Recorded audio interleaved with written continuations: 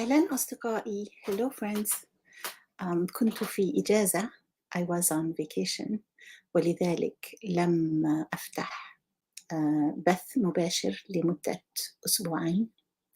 Hello friends. I was on vacation and that's why I did not have or open a live for 2 weeks.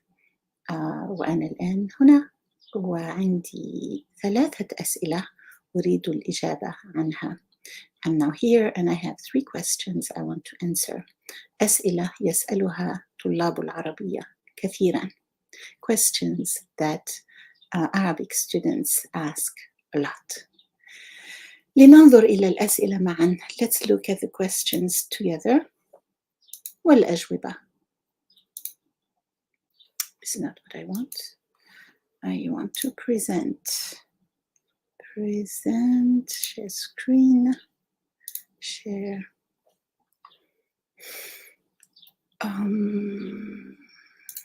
This document, share. إذن هذه هي الأسئلة. So here are the questions, or these are the questions. How can I improve my Arabic pronunciation? كيف أستطيع تحسين نطقي بالعربية؟ Practice is key. الممارسة هي الحل. key هو مفتاح. كلمة key معناها مفتاح أو مفتاح. وأيضا بمعنى الحل هنا في هذا السياق. It also means so key is مفتاح, is what you open things with. But in this context, it has the meaning of solution. Letters, الحروف. Learn the Arabic alphabet and their sounds. يجب أن تتعلم الحروف العربية وأصواتها. إذا أتقنت الأصوات سيكون نطقك أحسن أو سيتحسن نطقك. So learning the Arabic alphabet and knowing the sounds well, knowing how to produce them properly will help you pronounce better. Vowels. The vowels. Pay attention to short and long vowels. المد بالعربية. So extending a vowel. مد is to extend. So you know that we have 3 short vowels, a, u, I, and we have 3 long vowels, a, u, I. And the length of the vowels is significant in Arabic. So if you pronounce a word with a short vowel, it will have a different meaning if you pronounce that same vowel long in most cases. So be careful with the short and long vowel.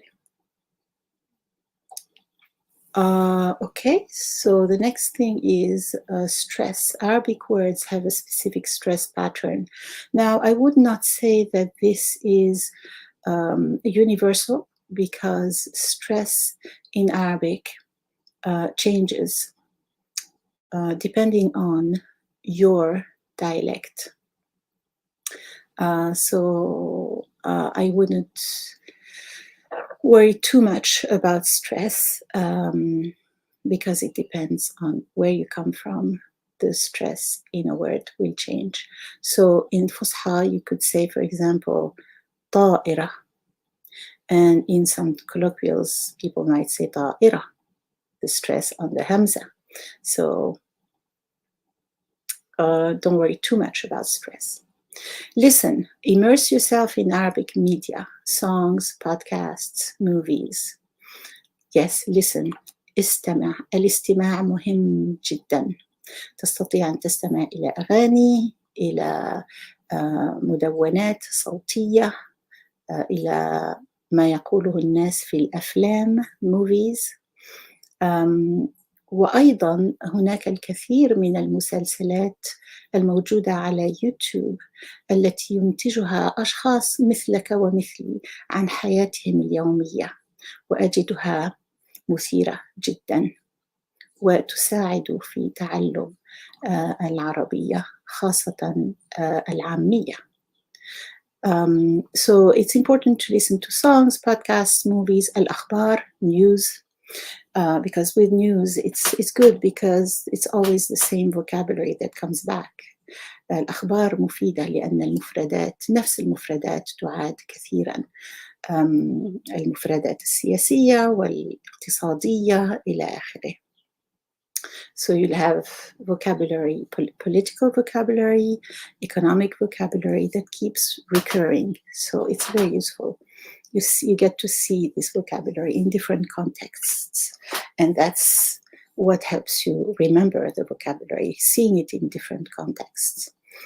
So I was mentioning in social media, on YouTube, for example, or even on Instagram or Facebook, you have these people like you and me who have videos about their life, their daily life. And I find them very interesting and very useful for language learning. So check them out. If you're learning a specific dialect, choose someone who's making videos about their life in their dialect. And I think it's a fun way to learn. I actually use these when I teach colloquial Arabic. In Fusha, it doesn't work because nobody really speaks Fusha in their daily life. So that's not going to happen. Repeat. Redded, repeat. Redda is to return, and reddada is to, someone says something, you send the sound back to them. You say what they said. So practice speaking aloud and mimic native speakers. So when I sometimes had students in the class who would repeat out loud things I say, especially if it's a new word or a new expression. They'll just say it out loud and everybody will laugh. But I think that's a very good way to learn. If you don't repeat, you don't know if you're going to say it right, and it's good to repeat it in front of a teacher so they can correct you. But even if there is no teacher around, it's important to repeat. In fact, you could record yourself saying expressions and sentences from movies or songs or podcasts, and then listen and see how you did. You may remember, you're probably much younger than I am, but when I was in middle school and high school, we used to go to and even at university, we used to go to the language lab. You probably don't know what that is, but it's basically a room where they had audio tapes with recordings of people speaking. I was studying English at that time, English. And so you would listen maybe to the whole text, and then you would listen to each sentence separately with space between the sentences or phrases so that you could repeat. So you can recreate this for yourself by doing that with a video or audio document. Okay, let's move on to the second part. What are some useful phrases for travel? You may have seen my podcast on I have a podcast series on travel, vocabulary related to travel and mistakes that Arabic students sometimes make when they are talking about travel.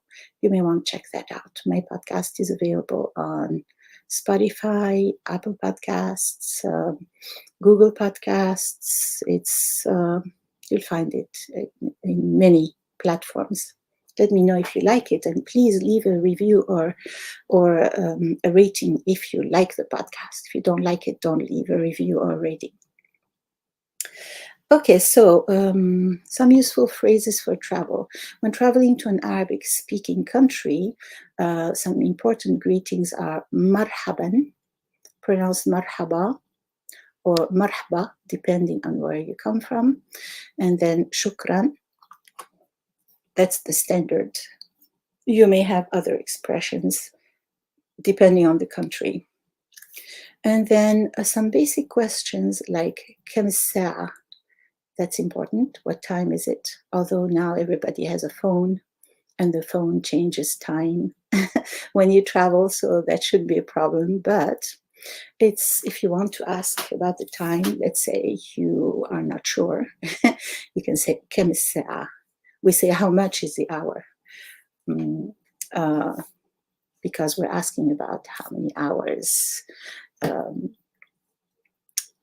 Basically, that's how it works in Arabic. And then directions, if you want to ask about where the airport is or about the location of the airport, you can say أين المطار. Of course, there are variations. So in the Levant, you'll hear وين المطار.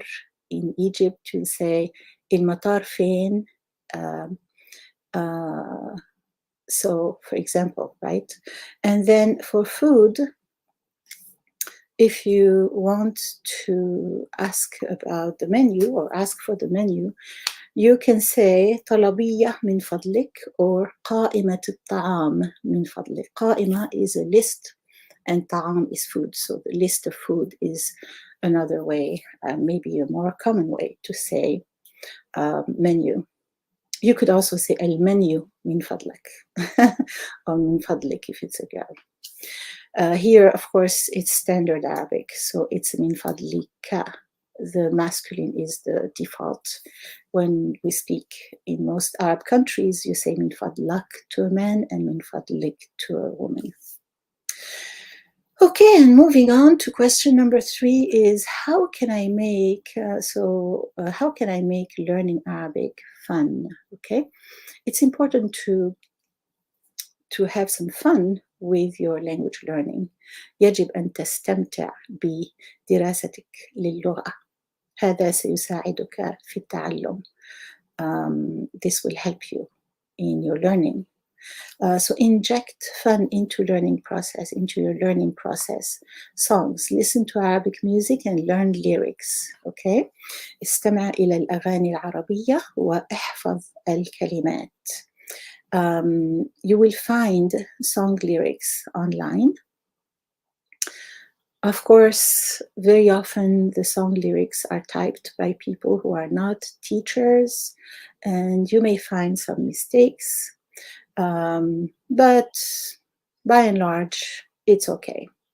You'll find the lyrics with the translation. So first try to listen and understand for yourself or by yourself without any help. See how much you can get, and then look at the lyrics. Look at the lyrics in Arabic first, see how much you understand. That's the second step. And then at the end, look at the translation into your language. And to try to challenge yourself. Don't just read the translation right away. Thinking about what you're reading and what you're hearing is part of the learning process. And the more you work at it, the better you will learn and the more you will remember. Okay, flashcards, create visual flashcards for vocabulary. You can write them yourself, use some flashcards, take some physical flashcards, or you can use some flashcards online. You can actually find some of my flashcards on Quizlet. It's a platform where you can make flashcards. Usually students who are studying a language will make language flashcards, and teachers also, like I did. There's also SuperProf, and there are several platforms, but I think Quizlet is the most well-known platform. Language apps, use apps with interactive exercises. Especially young people now enjoy using apps.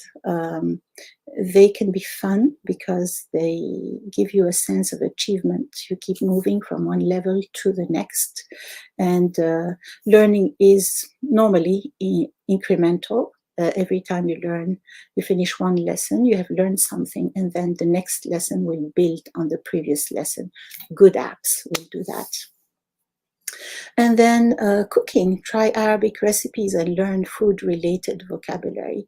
I would say not just cooking. You can learn vocabulary in context, and cooking is one way. Okay, It doesn't have to be just cooking. You could, for example, if you like fishing, you could listen to a podcast on fishing and ask questions, or go to a group on Clubhouse or any of the apps where you can talk to people in a group. And a lot of these are just audio, so it's very convenient. You don't have to get ready or anything. You can just open the app and start chatting with people. Choose a group where people are speaking about something you like: fishing, poetry, comedy. I really like this comedy club on Clubhouse called the Lit Comedy Club, LIT. I don't use it to practice English, but I just enjoy and have fun playing. And a lot of it is play on words. It's a lot of fun. People can laugh about language, and it's very enjoyable. You should check it out. Okay, and then pen pals, connect with native speakers online. So these pen pals, this is like an old term, right? Like, this is something we used to do when there were no computers. You would actually use a pen to write to someone in another country. But now you can connect with people in audio or video, like on TikTok or Instagram, and chat with people live, and that's fun. You get to make friends. I actually met a few people in person after meeting them on Clubhouse, and they're from different countries. So it's even more exciting now than in the old days. Yeah, so since most of you speak English and are learning Arabic, I'm doing this in English. Let me see in the chat, does anybody have a question? Let me see the comments here. I don't see anything. You can always leave a question under in the comment to this video, and I'll be happy to answer it. Check out my books on Amazon. They make beautiful gifts. I write books for people of different ages to encourage them to study foreign languages. And my books are in Arabic, English, French, and Spanish. Check them on Amazon. I will put the link in the video description. And if you need a language teacher, send me an email, or you could just write a comment on one of my videos. All right, so have a wonderful day or evening wherever you are. I see you on Instagram in a little bit. Assalamu alaikum. See you next week at the same time. Bye for now. I'll probably be traveling, so I'll just do it from the bus or the bus station, or hopefully find a quiet place to chat with you. Assalamu alaikum. Bye for now.